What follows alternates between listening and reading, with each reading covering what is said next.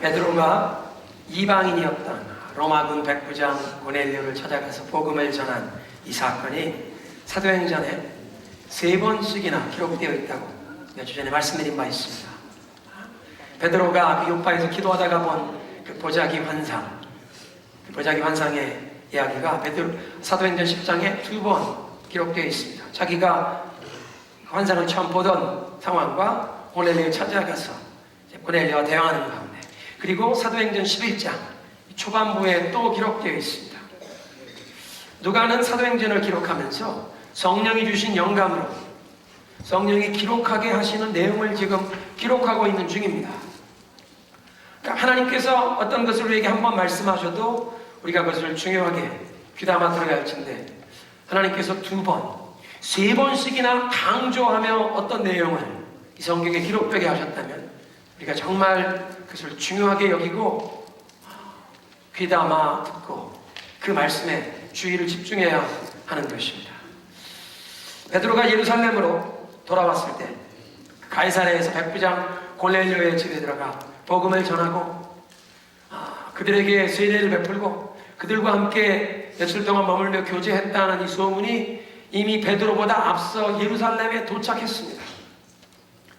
그리고 그 소문을 들은 예루살렘 교회 성도들 가운데 그 유대교 전통에 대한 집착이 좀 강한 사람들이 베드로를 비판합니다.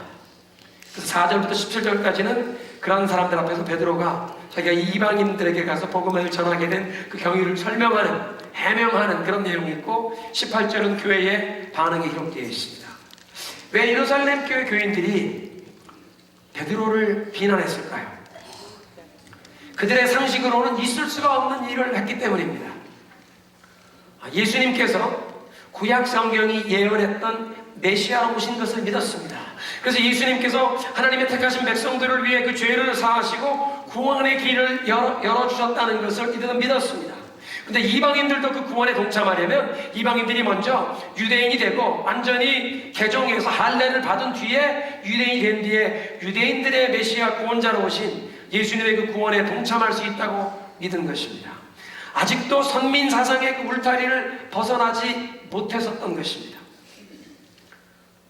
또 그 구약시대의 그 율법의 전통을 그대로 따르던 저들에게는 이방인과 함께 식사를 한다는 것이 금기사항이었습니다. 구약성경에 보면 이방인과 식사를 하지 말라, 하나님이 이렇게 명하신 말씀은 없습니다. 그런데 하나님께서 음식물 가운데 어떤 건 깨끗하고 어떤 건 부정하다, 어떤 음식은 하나님의 백성된 자들이 먹을 만하고 어떤 건 부정하다, 더럽다, 먹지 말라고 구별해 주셨는데 이방인들은 그런 구별을 하지 않는 것입니다.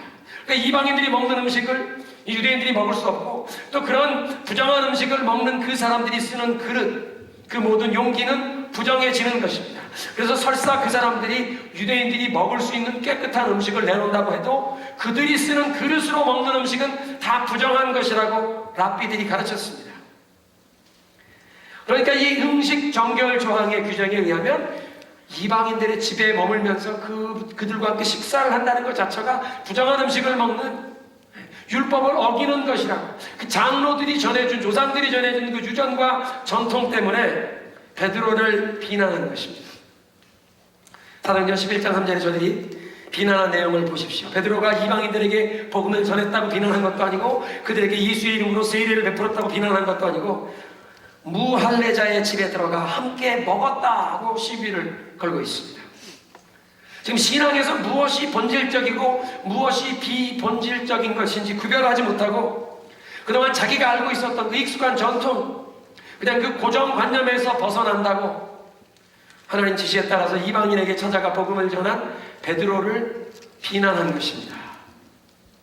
사랑하는 성도 여러분, 우리 자신들이 가끔 이런 우를 범하는 경우가 없는지 우리 스스로를 살펴보아야 합니다. 신앙에 어떤 것이 본질적이고 어떤 것이 비본질적인 것인지 구별을 하고 있느냐.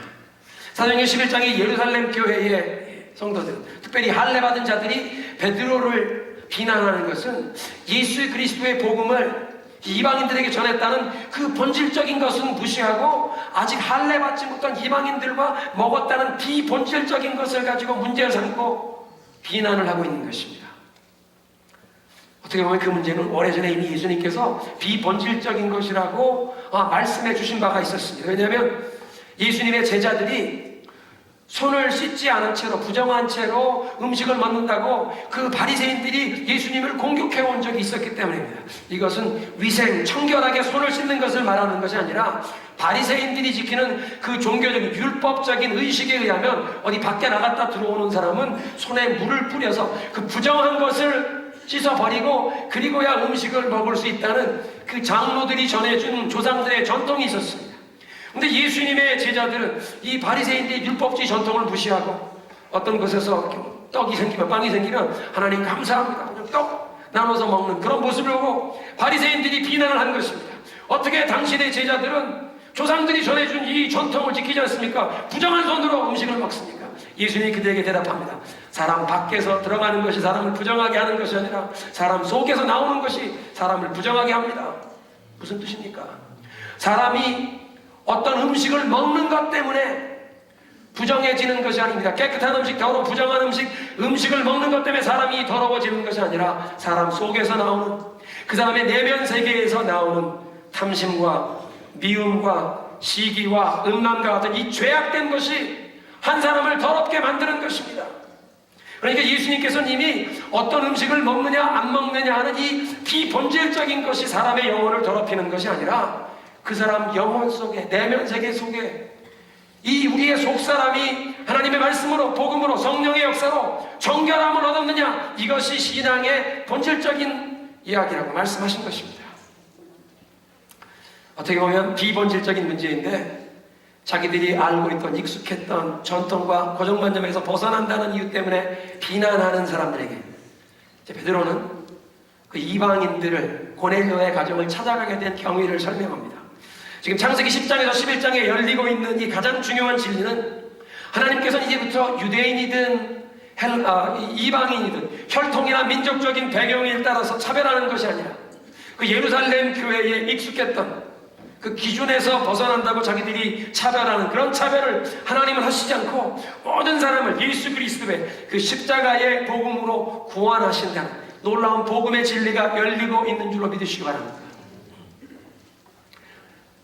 오늘 본문에서 특별히 베드로가 자기가 어떻게 이방인들에게 찾아가서 복음을 전하게 됐는지 그 경위를 설명하는 이 내용은요, 특별히 우리가 어떻게 하나님께 인도함을 받을 수 있는지, 하나님의 뜻을 발견하고 깨닫고 하나님께 인도함을 받는 원리를 우리에게 잘 보여주고 있습니다. 그래서 오늘 메시지를 우리의 삶에 어떻게 우리가 하나님의 뜻을 깨닫고 하나님께 인도함을 받는지 베드로의 설명을 통하여 살펴보기를 원합니다. 첫째로 베드로는 자신이 기도하고 있었던 사실을 언급합니다. 5절에 내가 욥바시에서 기도할 때에, 여러분 기도란 하나님과 교제하는 것 아닙니까? 그렇게 하나님 앞에 가서 우리의 삶이 하나님 앞에 열리고 하나님과 교제를 통해서 하나님의 그 거룩하심이, 하나님의 사랑이, 하나님의 은혜가 우리에게 임하는 것입니다. 그리고 우리가 우리의 존재를 하나님 앞에 열어드리고 그 하나님의 임재 앞에 머물면서 이 하나님의 선하심, 하나님의 은혜, 하나님의 사랑이 우리에게 부어지면서 우리의 존재 자체가 변화받게 되는 줄로 믿으시기 바랍니다. 시내산 꼭대기에서 모세가 40일 주야를 하나님의 임재 앞에 머물렀던 것 때문에 그 얼굴에 광채가 있었던 것처럼 기도라고 하는 것은 2, 3분 동안 어떤 정해진 문구에 말을 그걸 암송하며 올려드리는 종교의식이 아니라 기도라고 하는 것은 하나님 앞에 내 존재가 열리고 그 하나님의 선하심, 하나님의 사랑, 하나님의 은혜, 하나님의 거룩하심이 우리의 삶 가운데 부어지는, 그래서 그 하나님과의 이 만남을 통해서 신령한 교제를 통해서 우리가 변화받는 체험인 줄로 믿으시기 바랍니다. 기도는 어떤 종교의식을 행하는 행동이 아니라 삶을 사는 자세입니다. 하나님 앞에 나아가는 것입니다. 내 영혼이 하나님 앞에 열리는 것입니다. 그리고 하나님의 선하심이 내 삶 가운데 부어지는 체험입니다. 그리고 그렇게 하나님 앞에 내 영혼이 열리고 하나님의 그 선하심, 하나님의 은혜, 그 하나님의 진리가 내 삶 가운데 부어지며 우리가 하나님의 길, 하나님의 원리, 하나님의 뜻을 배우게 되는 줄로 믿으시기 바랍니다. 하나님 앞에 내 영혼이 열리고 내 삶이 열리고 하나님의 선하심, 하나님의 은혜와 진리가 나에게 부어지며 그 하나님의 길, 하나님의 원리를 배우면서 또 그 가운데 하나님의 뜻도 우리에게 알게 됩니다. 우리 동양문화권에서 특별히 기도란 신 앞에, 절대자 앞에 우리의 어떤 소원, 필요, 원하는 것을 아뢰고 그걸 받는다고 생각하는데, 사실 성경적인 의미에서 기도는 물론 기도를 통해 우리의 문제가 해결받기도 하고 우리의 삶 가운데 망가지고 연약해진 분이 고침받기도 하지만, 그런 것보다 더 중요한 것은 하나님, 우리 인생을 창조하신 하나님, 온 우주 만물을 운행하시는 그 하나님 앞에 우리의 존재가 열리고, 하나님의 그 거룩하신 하나님의 크신 은혜, 하나님의 진리, 하나님의 사랑이 우리에게 부어져서 우리 존재가 변화되는 그 신령한 영적인 교제인 줄로 믿으시기 바랍니다. 그리고 하나님과 이렇게 신령한 교제를 나누는 가운데 하나님의 원리, 하나님의 길을 배우고 하나님의 뜻을 알게 되는 자에게 문제 해결도 일어나고 상황과 환경이 바뀌기도 하고 우리의 삶이 연약하고 부족한 부분들이 고침을 받기도 하는 줄로 믿습니다. 베드로는 먼저 하나님 앞에 기도를 하고 있었다는 것입니다. 기도하며 하나님 앞에, 하나님의 임재 앞에 나아갔던 사도에게 하나님의 뜻이 계시된 것입니다. 대한얼굴의 바나하우스 목사님이라고, 빌링대학 목사님이 순회 전도 집회를 처음 시작할 때 이 전도 집회에서 결신한 사람들에게 양육 교재로 나눠주는 이런 많은 소책자를 저술하신 필라델피아 제10장로교회 담임 목사님이셨는데요. 대한얼굴의 바나하우스 목사님 설교 중에 인터넷에 아직 그런 설교가 있는데, How to know God's will, 하나님의 뜻을 발견하는 길이라는 설교에 세 가지로 말씀하세요. 첫째로, 하나님의 뜻을 알기를 원하는 자는 그 하나님의 뜻이 무엇인지 알기도 전에 무조건 하나님의 뜻은 무엇이든 순종하겠다는 마음의 준비를 해야 한다. 하나님은 옵션을 주시는 분이 아니라는 것입니다. 하나님의 뜻을 한번 보여주세요. 내 마음에 들면 순종하고 마음에 들지 않으면 내가 그냥 내려놓겠습니다. 그런 게임에 하나님은 응하시지 않는다는 것입니다. 하나님은 왕이십니다. 왕이 한마디 하시면 그건 법입니다. 그대로 순종해야 합니다. 그러니까 하나님이 나의 인생의 왕의 왕이 되시는, 하나님의 절대 주권을 인정하는 준비가 될 때까지 하나님의 뜻을 보여주시지 않고 기다리신다는 것입니다. 순종할 준비가 됐냐? 예.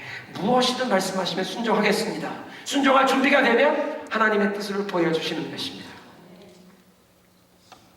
두 번째는, 하나님께서는 성경을 통해 우리에게 말씀하신다는 것입니다. 하나님께서는 성경 말씀과 모순되는 방향으로 인도하시는 법이 없습니다. 이미 분명하게 계시하시고 기록되게 하신 하나님의 뜻이 밝혀진 그 성경 말씀과 상반되는, 모순되는 방향으로 우리를 인도하는 적이 없다는 것입니다. 그러니까 하나님의 뜻을 깨닫고 하나님께 인도함 받기 원하는 자는 성경 말씀을 부지런히 상고하라는 것입니다. 하나님의 길을 좀 가르쳐 주세요. 내가 이미 다 보여주지 않았느냐? 어디에요? 그 성경 좀 읽어봐라. 성경 말씀을 통해 하나님의 길, 하나님의 원리, 하나님의 뜻을 이미 밝혀주셨다는 것입니다. 그래서 우리가 하나님의 뜻 가운데 인도함 받기 원하면 주님의 말씀을 가까이 해야 하는 줄로 믿습니다. 셋째로, 하나님께 인도함 받기 위해서는 자주, 그러니까 매일, 매 시간 하나님을 바라보라는 것입니다. 지속적으로 주님을 바라보라는 것입니다. 더 자주 내 영혼이 주님을 바라볼수록 우리 영혼이 하나님께 인도함을 받게 되는 줄로 믿으시기 바랍니다. 시편 32편 8절에 하나님 이렇게 말씀하세요. 내가 네 갈 길을 가르쳐 보이고 너를 주목하여 훈계하리라. 하나님께서 그 시선을 우리에게서 떼지 아니하시고 우리를 주목하여 바라보시며 우리의 갈 길을 인도하시겠다고 하셨으면, 그 하나님께 인도함 받으려면 우리의 시선이 하나님의 시선과 마주쳐야 한다는 것입니다. 우리를 주목하시고 우리에게 갈 길을 보여주려고 하시는 그 하나님과 눈이 마주쳐야 하나님이 어느 쪽으로 가라고 하는지 하나님이 주시는 사인을 받을 것 아닙니까? 그래서 묵상과 기도를 통해 우리의 영혼이 자주 주님을 바라보면, 더 자주 계속 자꾸 주님을 바라보고 있으면 하나님의 뜻 가운데 인도함을 받게 되는 줄로 믿습니다. 그러니까 베드로가 이렇게 시간을 정해서 기도하고 또 성령 안에서 무시로 깨어 기도하면서 하나님을 바라보다가 하나님께 인도함 받은 줄로 믿으시기 바랍니다. 하나님의 뜻을 알기 전에, 보여주시기 전에도 무조건 순종하겠다. 하나님의 말씀 가운데, 성경 말씀을 통해서 하나님의 길을 발견하고, 세 번째로 자꾸 우리의 영혼의 눈을 주님께로 집중할 때 하나님의 길로 인도함 받는 줄로 믿습니다. 두 번째로 베드로는 계시를 받은 것을 언급했습니다. 이 보자기 환상을 보게 된 것을 말하는 것입니다. 저는 하나님께서 오늘날도 환상이나 꿈을 통해 하나님의 뜻을 보여주실 수 있다고 믿습니다. 그런데 우리가 이 베드로의 체험과 우리의 체험을 좀 구별해야 할 것은, 베드로는 아직 신약 성경이 기록되기 전에 예수님께로부터 특별히 택함을 받아서 신약 성경을 기록하도록 택함을 받았던 사도였습니다.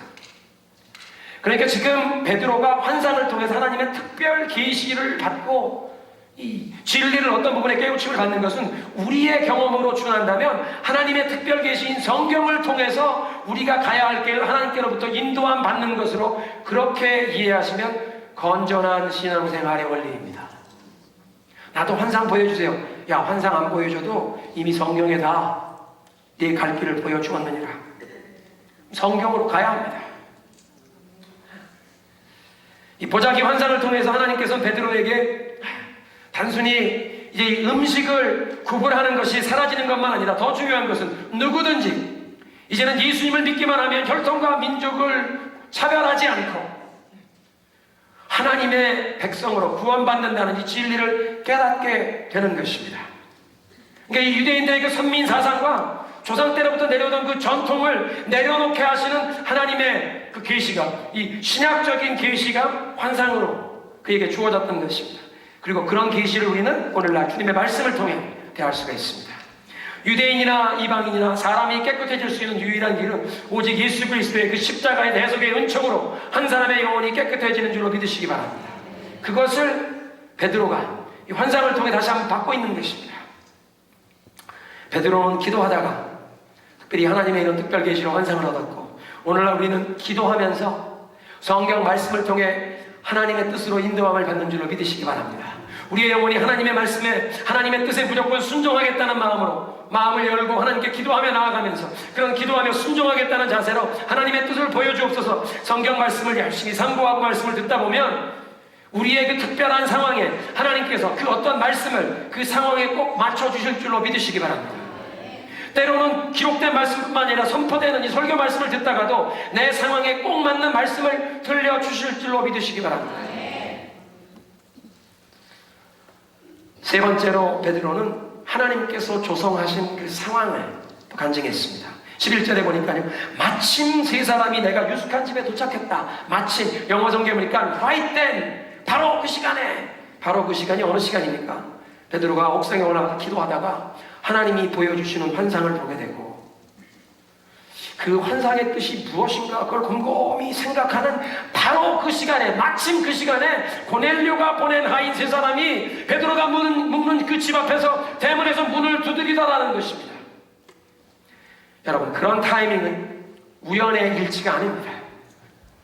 섭리로 우주 만물을 다 다스리시고 인류의 역사를 움직이시는 하나님, 인류의 역사뿐만 아니라 그런 거대한 매크로 스케일의 거시적인 큰 것만 움직이시는 것이 아니라 저와 여러분의 인생까지도, 우리의 가정도, 우리가 몸담고 있는 주의 몸된 이 교회도 주님의 섭리 가운데 인도하시는 줄로 믿으시기 바랍니다. 그러니까 하나님 앞에는 우연이라는 것이 없습니다. 섭리로 인도하시는 분이십니다.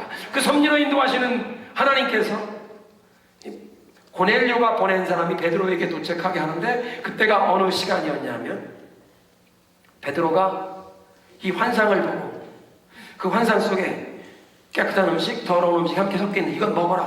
저 부정한 건 먹지 않습니다. 하나님이 깨끗하다고 한 것을 네가 부정하다 하지 말지니라. 하늘로 올라가는 그 환상을 몇 번 보았습니까?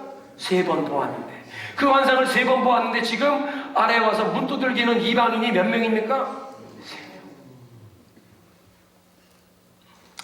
여러분, 고넬료가 보낸 하인들이 1시간만 일찍 그 집에 도착했다고 한번 상상을 해보십시오.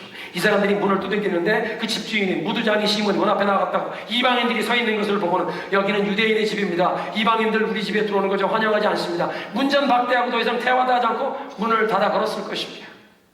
그리고 고넬료가 보냈던 3명 중에 한 사람은 경건한 군인, 고넬료가 자기 부관 병사를 보냈습니다. 로마 병사 하나가 있고 그 옆에 이방인이 둘이 서 있습니다. 그 사람들이 주인장에게 시몬 베드로라는 분이 여기 있습니까? 그 얘기를 들으면 이 주인이 사도 베드로 신상에 무슨 일이 있을까봐 보호하려고 그런 사람 여기 없습니다. 잡아떼고 문을 닫아 걸지 않았겠습니까? 그런데 이 사람들이 문 앞에 찾아온 딱 그 시간이 바로 베드로가 환상을 보고 이게 도대체 무슨 뜻인가 생각하는 바로 그 시간이었다는 것입니다. 그리고 그 시간에 내려가 보니 세 사람이 와 있었습니다. 첫째로 베드로는 기도를 하고 있었고요. 두 번째로는 환상을 통해서 계시를 보았지만 우리에게는 그것이 이 성경 말씀을 통해 하나님의 뜻을 인도함 받은 것이고, 세 번째는 그 상황 가운데 하나님이 지금 인도하고 계시다는 것을 감지하고 있는 것입니다. 여러분, 하나님께 인도함 받는데 이 세 가지 순서가 중요합니다. 첫째는 기도요, 둘째는 말씀으로 하나님의 뜻을 찾는 것이요, 세 번째 상황을 통해 확인을 받는 것입니다. 하나님의 뜻을 보여만 주시면 나는 순종하겠다는 자세로 하나님께 나아가는 기도가 먼저고, 그리고 하나님의 말씀을 통해 하나님의 뜻으로 하나님의 길로 인도함 받기를 원하고, 그러면서 상황이 확인을 해야 한다는 것입니다. 먼저 기도와 말씀 없이 그냥 상황에 따라서 반응하기만 하면 하나님의 뜻과 거리가 먼 방향으로 그렇게 행동하기가 쉽습니다. 왜냐하면 우리가 상황과 환경을 해석하는 것은 지극히 주관적이기 때문입니다.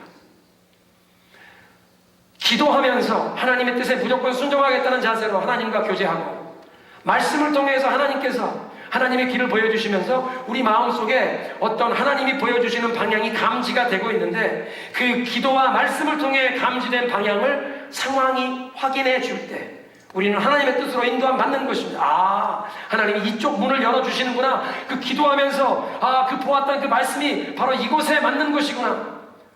상황이 기도와 말씀 가운데 하나님이 보여주신 길을 확인해 줄 때 우리는 하나님의 뜻으로 인도함 받게 된 줄로 믿으시기 바랍니다. 순서가 바뀌면 아니 됩니다. 상황만 보고 반응하면 아니 된다는 것입니다.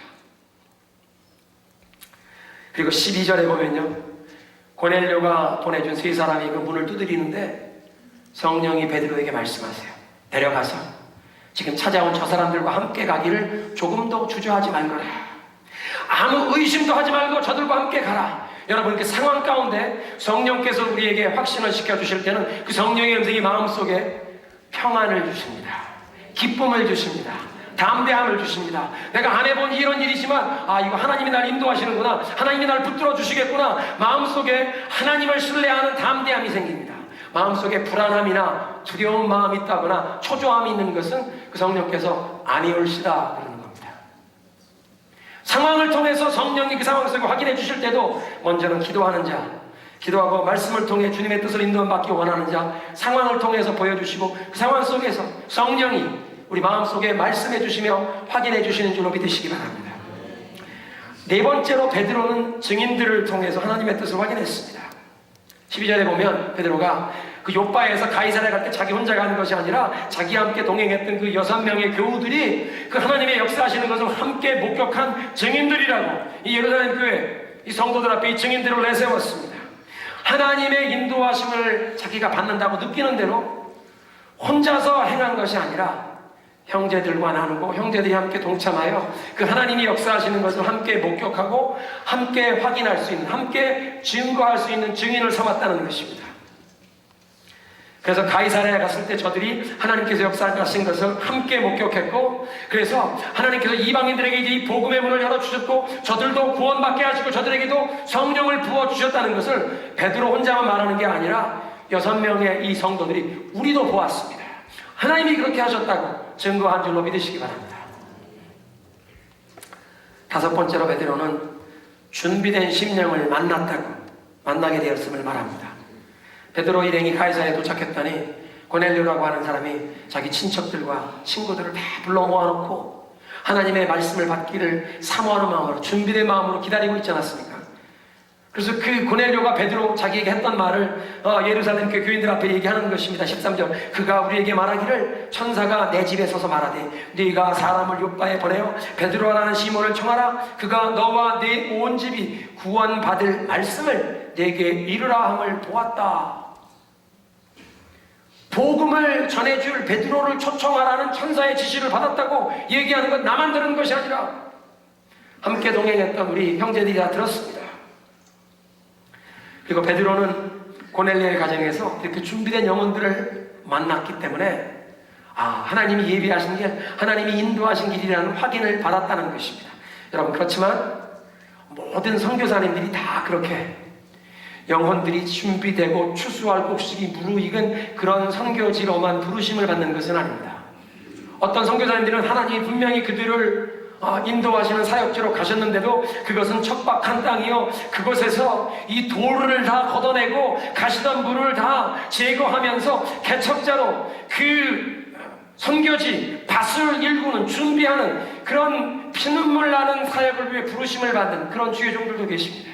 특별히 이슬람권에 그 수많은 선교사님들이 그곳에 가서 주님의 부르심에 따라 수년 동안 피눈물을 그곳에 정말 하나님 앞에 제단을 쌓으며 수고하지만 그 수년 동안 지나면서도 결신자 얻은 사람을 그냥 5손가락 안에 꼽을 수 있는 그런 사역지도 계십니다. 그렇다고 하나님의 뜻에 불순종한 것이 아니라 그 주의 종들의 사명이 바로 그런 척박한 곳에 가서 개척을 하도록 하나님이 그렇게 부르셨다는 것입니다. 중요한 것은 오늘 이 베드로의 체험을 보면 가이사랴에서 이 준비된 영혼들을, 하나님께서 준비시킨 영혼들을 만났다는 것입니다. 여러분, 저와 여러분의 삶 가운데서도 전도의 현장에서, 선교의 현장에서 준비된 영혼들을 만난다면 하나님께서 그 영혼들을 준비시켜 주신 줄로 믿으시기 바랍니다. 베드로가 그것을 증거한 것입니다. 6번째로, 베드로 하나님께서 그들의 이방인 방문 사역을 축복하셨던 것을 전합니다. 15절에 얘기합니다. 내가 말을 시작할 때에 성령이 그들에게 임하시기를 처음 우리에게 하신 것과 같이 하는지라. 처음 우리에게 성령이 임하셨던 것, 오순절을 얘기하는 것입니다.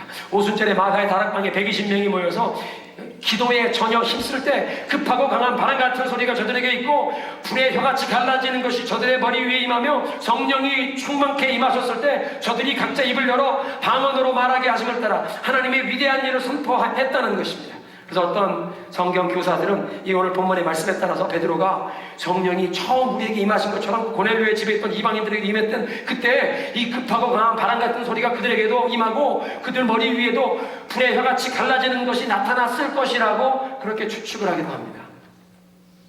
중요한 것은 그런 현상이 나타나지 않았을지라도 베드로와 함께 갔던 그 요빠교회 성도 6명이 보기에도 저 사람들에게 성령이 임하셨네, 그들에게 성령이 임했다는 것을 분명히 알아볼 수 있는 어떤 놀라운 역사가 일어났고 그들이 입술을 열어 방언하며 하나님을 찬양한 줄로 믿으시기 바랍니다. 사도행전 10장에 보면 분명히 막 이들에게 성령이 임했고 방언이 터져나오는 역사가 있었다는 것입니다. 여러분, 성령을 부어주신다면 그건 오직 하나님만이 행하시는 역사인 줄로 믿으시기 바랍니다. 유명한 부흥사 영역이 있으신 분이 안수한다고 이게 성령이 임하는 것이 아니라 성령으로 세례 주시는 분은 예수님이신 줄 믿으시기 바랍니다. 그러니까 베드로가 얘기하는 것입니다. 그렇게 성령이 임할 때 내가 주의 말씀이 기억난다니 요한은 너희들에게 물로 세례를 베풀었거니와 얼마 지나서 너희에게는 성령으로 세례를 받으리라. 그래서 그들에게 이 성령으로 세례를 하나님이 주셨는데 내가 누구이길래, 내가 무슨 자격으로 하나님이 성령으로 세례 준 사람들에게 물 세례를 내가 그 말이오? 그래서 물 세례를 베풀었다고 그렇게 전한 것입니다. 베드로의 설명을 들은 예루살렘 교회 성도들은 곧 잠잠해졌습니다. 18절. 그들이 이 말을 듣고 잠잠하여 하나님께 영광을 돌려 이르되, 여기에 우리말로 그냥 잠잠하여 이렇게 써있는데요, 영어 성경에 보니까 They had no further objections. 더 이상 아무런 이의를 제기하지 않더라. 더 이상 아무런 시비도 걸지 않고 문제 삼지 않더라, 그런 얘기입니다. 베드로의 설명을 들으면서 이건 하나님이 이렇게 하기를 원하셨구나, 그 설명을 받아들였다는 것입니다. 그리고 두 번째, 하나님이 그렇게 하기로 이제 원하셨다는 이 설명을 받아들이면서 하나님을 찬양하게 된 줄로 믿으시기 바랍니다. 그래서 그들이 이 말을 듣고 잠잠하여 하나님께 영광을 돌리되, 그러면 하나님께서 이방인들에게 구원하는 회개를 주셨구나, 허락하셨구나. 사실 이방인들에게 구원을 선물로 주셨다는 것을 받아들인다는 것이 이 유대인들에겐 쉽지 않았을 것입니다. 수천 년 동안 자기들이 지켜왔던 그 선민사상과 유대교의 전통, 그리고 이 유대인들을 멸시하고 핍박해왔던 그 이방인들을 향해서 좋지 않은 감정을 가지고 있었던 사람들이 이 유대인이나 이방이나 이제 하나님께서 더 이상 구별하지 아니하시고 예수 그리스도를 믿어 의지하는 사람들은 그 죄를 사하시고 하나님의 자녀로 받아주신다, 하나님의 백성으로 삼아주신다. 그러면 저 이방인들, 할례도 받지 않고 모세 율법도 모르는 저 이방인들도 우리와 같은 하나님의 자녀, 자기들이 그 공동체에 이제 함께 형제자매로 받아들여야 한다는 그 사실을, 그것을 받아들이는 게 쉽지 않았을 것입니다. 근데 하나님이 이 일을 하셨구나, 받아들였습니다. 여러분, 사람은 누구나 자신만의 주관이 있기 마련입니다. 내가 오랫동안 익숙해서 내가 선호하는 것, 또 내가 존중하는 전통, 그런 고정관념들이 있고 편견이 있을 수도 있습니다. 근데 이런 것들이 다르기 때문에 사람들 간에 갈등과 대립이 생기기도 합니다. 때로는 우리가 가지고 있는 생각이 하나님의 생각과 대립이 되기도 합니다.